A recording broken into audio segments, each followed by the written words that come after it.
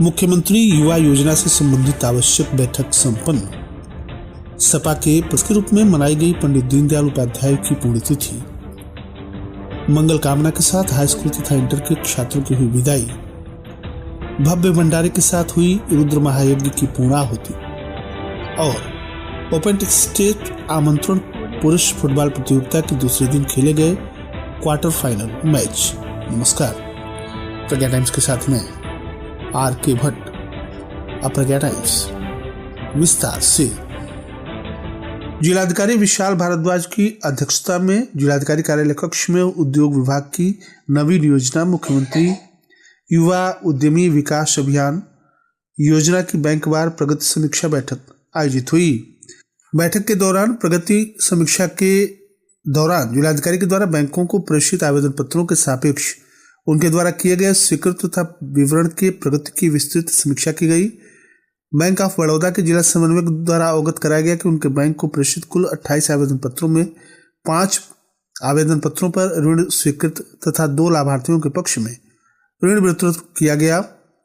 अवशेष आवेदन पत्रों पर कार्रवाई की जा रही है। बड़ौदा यूपी बैंक के प्रतिनिधि के द्वारा अवगत कराया गया कि उन्होंने बैंक को प्रेषित कुल 140 आवेदन पत्रों में से 27 आवेदन पत्रों पर ऋण की स्वीकृति तथा 19 लाभार्थियों के पक्ष में ऋण वितरण किया गया। अवशेष आवेदन पत्रों पर कार्रवाई की जा रही है। सेंट्रल बैंक ऑफ इंडिया के जिला समन्वयक के द्वारा अवगत कराया गया कि उनके बैंक को प्रेषित 55 आवेदन पत्रों में से 11 आवेदन पत्रों पर ऋण स्वीकृति एवं 3 लाभार्थियों के पक्ष में ऋण वितरण किया गया। अवशेष आवेदन पत्रों पर कार्रवाई की जा रही है।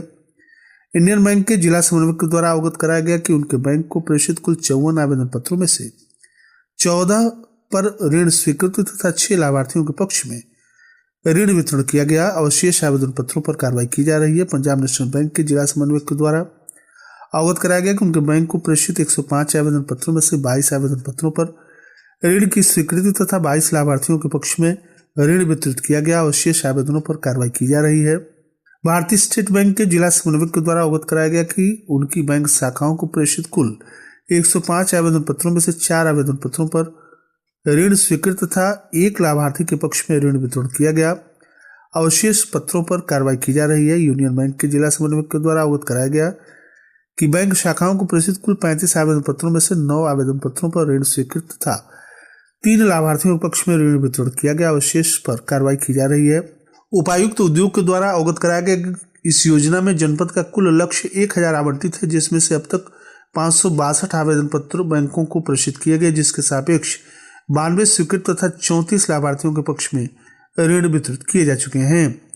जिलाधिकारी के द्वारा इस कार्य में धीमी प्रगति पर असंतोष व्यक्त करते हुए शीघ्र जनपद की 100% लक्ष्य पूर्ति करने हेतु बैठक में उपस्थित अग्रणी जिला प्रबंधक के साथ उपस्थित सभी बैंकों के जिला समन्वयकों को निर्देशित किया गया। बैंकों के द्वारा शीघ्र लक्ष्य पूर्ण किए जाने के आश्वासन दिए गए। बैठक में मुख्य विकास अधिकारी श्रीमती गुंजन द्विवेदी, उपायुक्त उद्योग अभय कुमार सुमन, अग्रणी बैंक प्रबंधक संतोष कुमार, निदेशक आरसेटी राजकीय ITI पटोना के प्रधानाचार्य के अतिरिक्त सभी बैंकों के जिला समन्वयक के द्वारा प्रतिभाग किया गया। हाटानगर स्थित मदनी मस्जिद के हिस्से को प्रशासन के द्वारा बीते शनिवार को ध्वस्त करने के मामले में सपा के राष्ट्रीय अध्यक्ष अखिलेश यादव के निर्देश पर विधान परिषद के नेता लाल बिहारी यादव के नेतृत्व में एक प्रतिनिधिमंडल मदनी मस्जिद का निरीक्षण किया और मदनी मस्जिद के कमेटी के लोगों से भेंट की।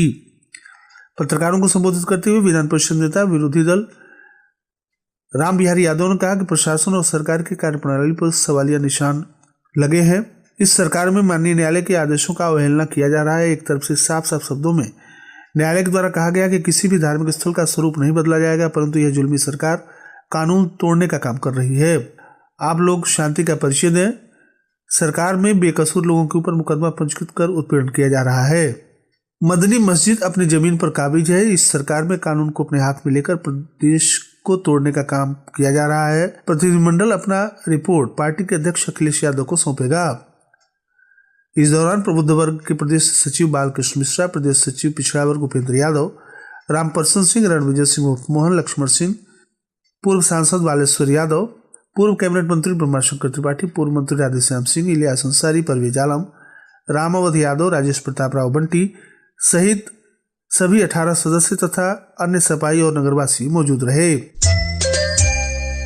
आप सुन रहे हैं प्रज्ञा टाइम्स। जनपद के एकमात्र सामुदायिक रेडियो स्टेशन रेडियो प्रज्ञा 90.4 FM पर।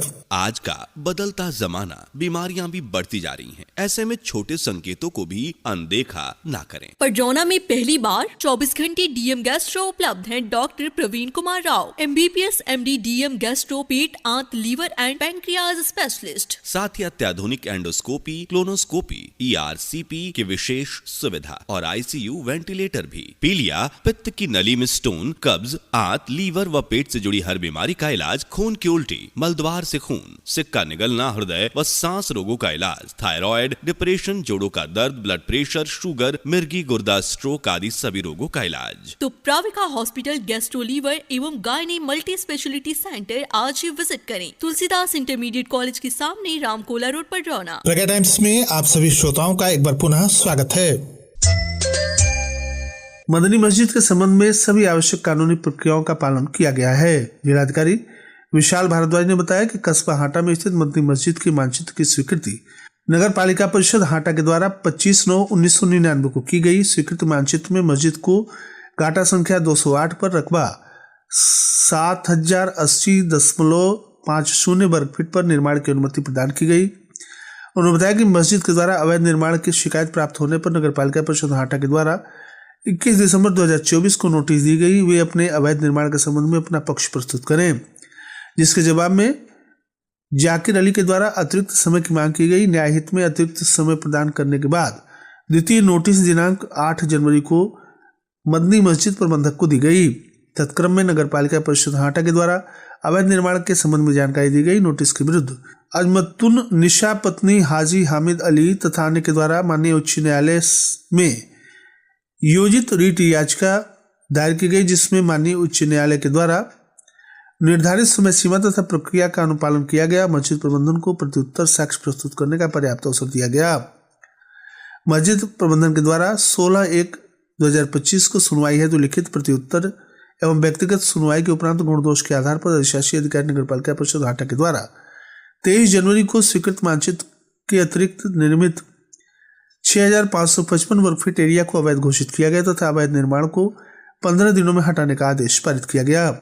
मस्जिद प्रबंधन के द्वारा अवैध निर्माण को न हटाए जाने पर नगर पालिका परिषद हाटा के द्वारा दिनांक 9 फरवरी को मस्जिद के अवैध अंश का शांतिपूर्ण ढंग से ध्वस्तीकरण किया गया।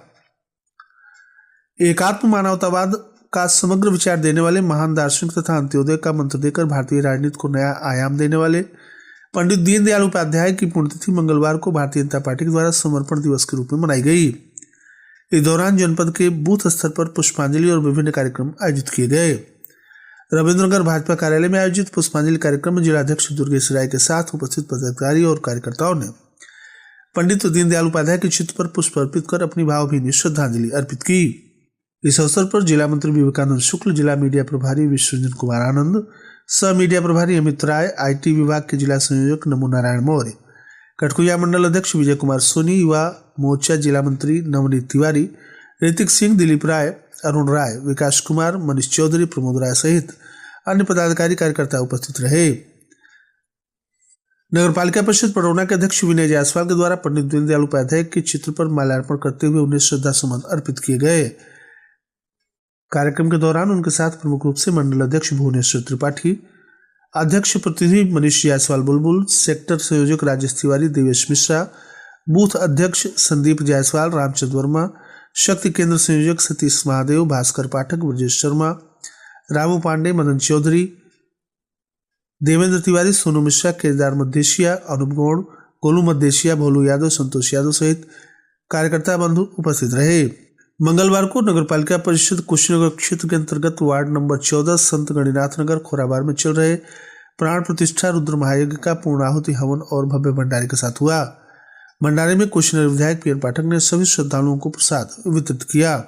कप्तानगंज के सोहनी गणेश चौक के निकट स्थित लिटिल स्टार पब्लिक स्कूल के प्रांगण में मंगलवार को स्कूल के द्वारा हाई स्कूल तथा इंटर कॉलेज के छात्र छात्राओं को विदाई दी गई। इस मौके पर उनके मंगल कामना समारोह का आयोजन किया गया। प्रधानाचार्य विजय श्रीवास्तव ने कहा कि विदाई का समय आंखें नम हो रही हैं, लेकिन खुशी इस बात की है कि होनहार बच्चे आगे चलकर शिक्षा के क्षेत्र में अपने विद्यालय और माता पिता और क्षेत्र का नाम रोशन करेंगे।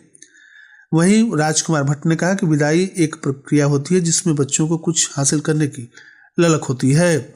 इस अवसर पर पूरन पाल, बसंत प्रजापति, रोहित साहनी, पशुपति साहनी, जहरा, शिवालिका पांडे, अंशुल सिंह, प्रिया मिश्रा, रेणु पांडे आदि मौजूद रहे।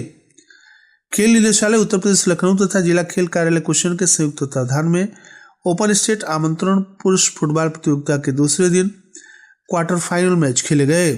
कुल 8 टीमों के द्वारा 4 क्वार्टर फाइनल मैच संपन्न हुए, जिसमें 4 टीमें सेमीफाइनल में अपना स्थान पक्का करने में कामयाब रहीं और अंत में प्रभारी क्रीड़ा अधिकारी कुशीनगर के द्वारा आए हुए सभी आगंतुकों के प्रति आभार व्यक्त किया गया।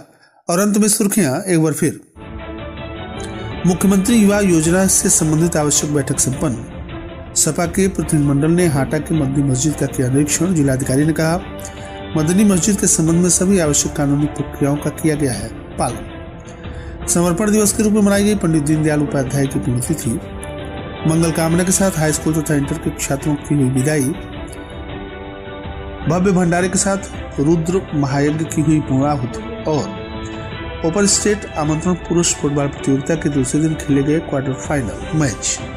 इसी के साथ प्रज्ञा टाइम्स का ये अंक समाप्त हुआ। नमस्कार।